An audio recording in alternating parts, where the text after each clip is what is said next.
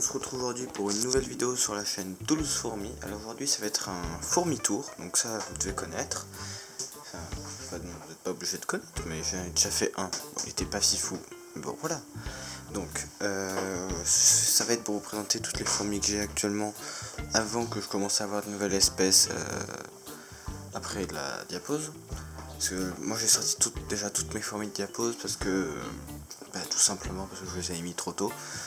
Du coup je peux les sortir plus tôt, c'est pratique, mais en même temps je les ai plus tôt, bon, voilà quoi. Du coup je vais vous présenter toutes les fourmis que j'ai après la diapause, voir ce qui a survécu, ce qui est mort. Il n'y a rien qui est mort, il y a juste des trucs qui ont perdu des ouvrières, mais rien n'est mort. Voilà, donc on va commencer par mes petites Messor Barbarus. Alors je vais juste aller prendre mon téléphone pour éclairer, parce que j'ai pas un très bon système d'éclairage sur ce truc. Alors on va dire la date. Voilà, donc elles sont dans ce tube, leur adresse est juste là. Je retire le cache, j'espère que ça va pas trop les faire flipper. Voilà, focus. Voilà, donc j'ai une jean extra raide, je vous remplace mieux. Extra raide, vraiment magnifique, elles ont une grosse réserve de graines, je suis content. Il y a pas mal de... il y a 3 grosses larves, une grappe d'œuf. Non, franchement ça va. Attends, je vais essayer de me rapprocher, espérant qu'il fasse le focus. Voilà. Non, on sort pas. Hop là, j'ai fait un peu peur avec la lumière pour pas qu'elle sorte. Après c'est chiant. Elles sont très sujettes à... Elles sont très facilement peur à la lumière, celle-là. C'est assez embêtant. Elles ont fait pas mal de pain de fourmis, donc je suis rassuré. Donc pendant la diapause, j'avais eu pas mal de pertes, genre même beaucoup, la moitié en fait est morte. Je comprenais pas, elles allaient dans l'air de chasse et puis elles bougeaient plus. Enfin, elles se baladaient et puis au bout d'un moment elles mouraient. Voilà, on va arrêter de les déranger. Je vous ai posé 2 secondes, hop là, voilà. Donc elles allaient dans l'air de chasse et elles arrêtaient de bouger juste. Donc c'était un peu triste. Alors je vais leur remettre de l'eau dans la boire d'ailleurs. Hop là, donc la colonie a survécu, tout va bien, elles se nourrissent bien, et s'il te plaît rentre. Là par là, voilà. Hop, c'est bon, il finira bien par rentrer. Ensuite, on va passer au Camponotus et Crématogaster. Bon, il n'y a pas que ça, j'en ai d'autres de Camponotus. Attendez, je vous pose, je les sors. Attendez, j'ai aussi cette lumière. Voilà, ça va être fort mieux. On va commencer par la Crématogaster scutellaris qui a enfin pondu.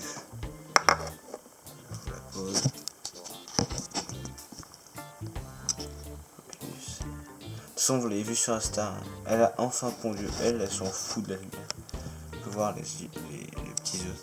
J'espère qu'ils sont fécondés, je verrai bien. Ça va bientôt faire une semaine. Non, même pas. Non, ça va faire 5-6 jours, voilà. Voilà, ranger. Je vais sortir la Camponotus.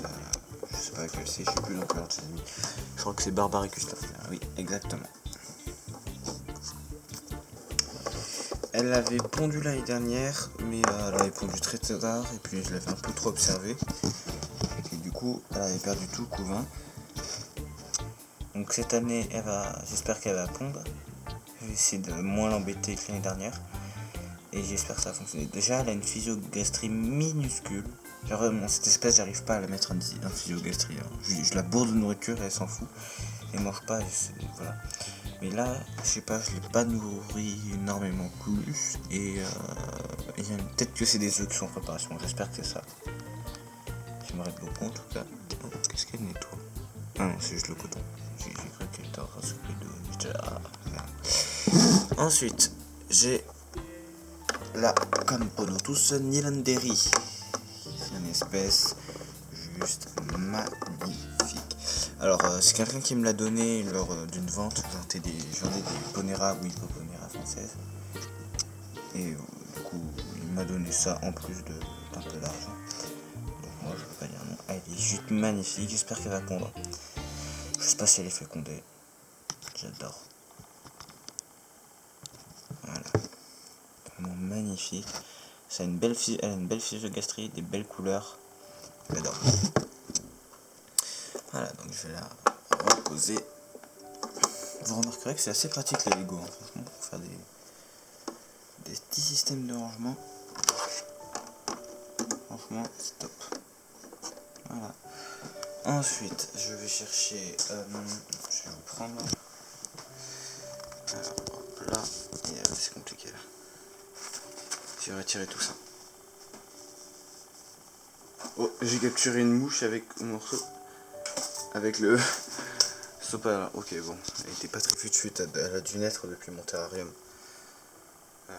Et j'ai eu plein de mouches, plein de trucs qui sont nés. Donc prenez pas forcément de la terre qui vient de votre jardin. Sinon, il va y avoir des trucs dedans. Je vous préviens juste. Hop là. Donc vous avez peut-être pu remarquer que j'avais donné l'aire de chasse des Messors aux Aphaenogaster subterranea. Tout simplement parce que vu qu'elles sont plus claires les Aphaenogaster subterranea, c'était pour mieux les voir, et pour les Messors c'était mieux un terrain bien plat. Parce que tout le monde le sait, ça ne s'est pas marché. Enfin c'est bon quand même, j'abuse un peu, ça s'est déplacé. Voilà. C'est pas très bon truc. Vous voyez qu'il y a des graines, j'ai pas fait exprès de leur mettre, mais elles les ont prises, donc peut-être qu'elles vont les bouffer, je sais pas. En tout cas, je les bourre d'insectes en ce moment. Une nef ouvrière, la reine. Il y a pas mal de larves, il y a une grosse grappe d'œufs. Je suis assez content que ça se développe là. Et j'adore cette espèce, elle est juste magnifique. Je suis très content de la voir, franchement. Voilà. Magnifique.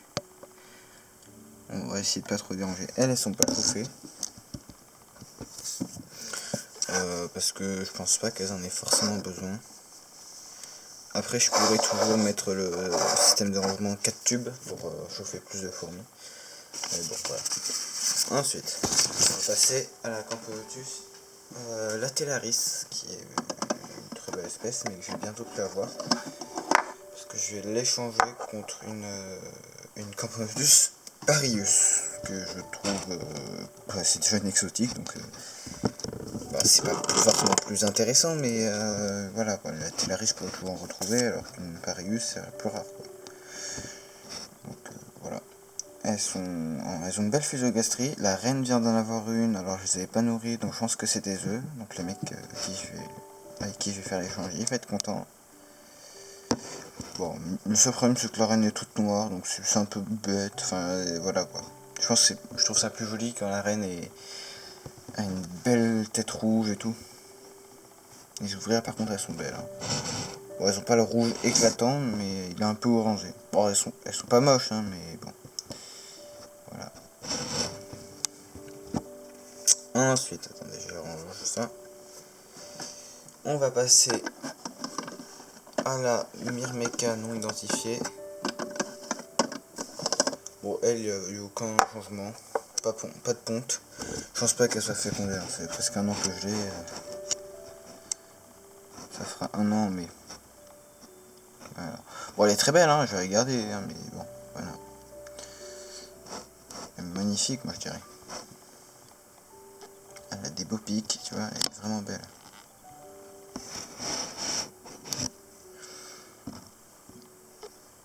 Mais bon.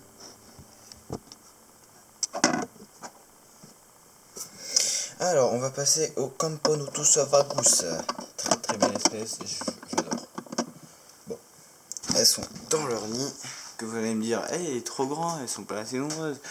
Bon, bah, moi elles sont contentes. Attendez, je vais vous montrer leur aire de chasse. Je prends juste une chaise parce que je suis pas assez grand et j'ai pas encore d'espace où les mettre. Hop là, voilà. Retirer le dessus.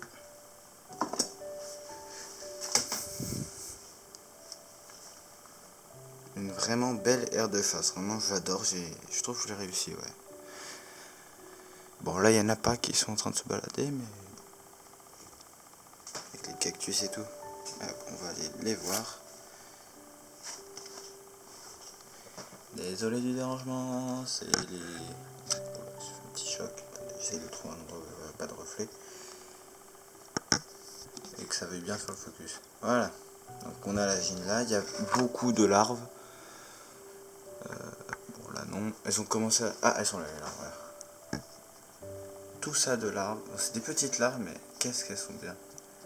J'ai hâte que ça se développe. Là je vois qu'elles ont repris le développement, il y en a des plus grosses. Puis ça bouge.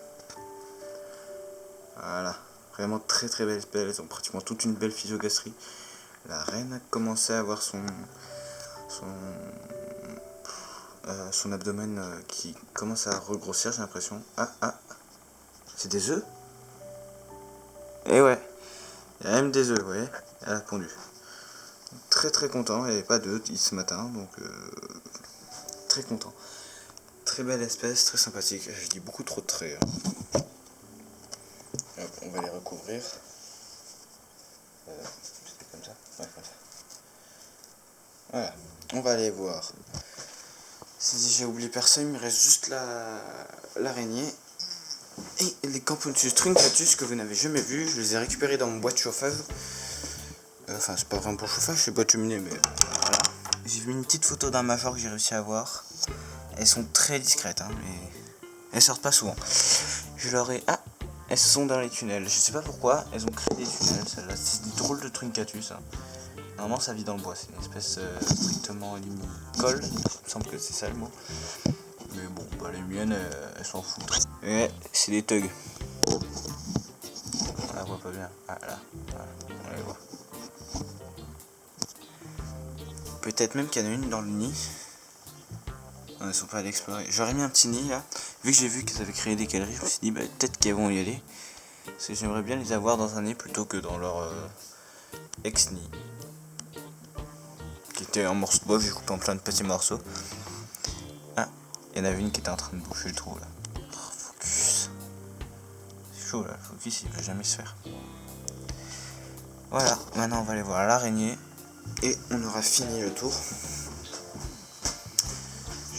Voilà, ça sera tout. Alors, la dernière fois que je l'ai vu, c'était par là. Alors, après une petite interruption, alors je vais retirer la lumière. Et je vais vous la... Enfin, quoi que si je peux la laisser. Ben voilà. Ça va bien faire le focus. En espérant qu'elle saute pas pour se casser. Focus! Oh non! Ouais, elle est toute petite, elle est trop kawaii. Et j'ai un truc bizarre, il y a plein de fourmis. Des toutes petites fourmis. Oh merde. Hop là voilà, j'ai remis un truc, mais regardez. J'arrive pas à faire focus dessus. Mais c'est vraiment une espèce miniature. Je me demande si elle habite pas dans les morceaux de bois, donc peut-être que j'ai une espèce encore en plus. Et que je sais pas. Voilà. Donc vous avez pas bien vu l'araignée, je suis vraiment dégoûté. Mais bon. J'arrive pas à faire des meilleures images. Je sais pas du tout d'où elles viennent les petites araignées. Enfin les petites fourmis. Peut-être qu'il y a un nid vraiment quelque part. Peut-être que j'ai ramassé avec la terre, je sais pas. Aucune idée. Bon. Il y en a 3 4, j'en ai trouvé une sur mon clavier toute la dernière fois. Oh focus là c'est pas possible. Il va falloir que je filme avec mon téléphone plutôt qu'avec l'appareil photo. S'il est bon en photo mais en vidéo. Pouh. Voilà, donc fin de vidéo, je vous dis à la prochaine, n'oubliez pas le like, l'abonnement, enfin tous les trucs que vous connaissez quoi, je ferai que vous regardez un peu de YouTube quoi. Et je vous invite à aller sur le serveur Discord si vous vous intéressez à la myrmécologie pour commencer, tout ça. Je vous mettrai le lien du Discord, il est vachement bien. Et franchement, de tous les Discord myrméco où je suis allé, c'est le meilleur. Donc voilà, allez. Petite reprise parce que je viens de voir qu'il y avait une Camponotus qui se baladait dans l'air de face. Tout en douceur. Bon, j'ai pas mis d'anti-évasion, mais bon, ça devrait passer.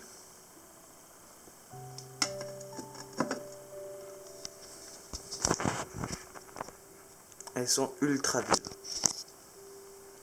Ah, elle va aller sur le sable.